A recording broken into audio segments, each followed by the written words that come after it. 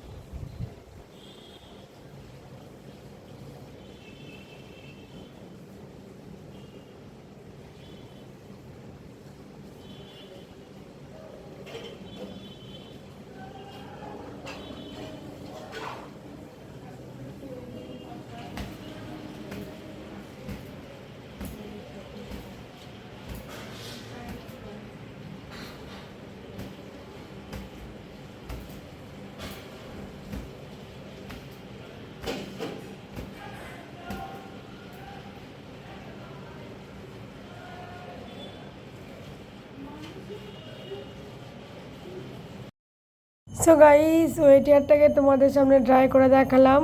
আর ভিডিওটা এখানেই শেষ করে দিলাম। তোমাদের সাথে দেখাবে নেক্সট ভিডিওতে। সকলে ভালো থেকো, সুস্থ থেকো, বাই বাই।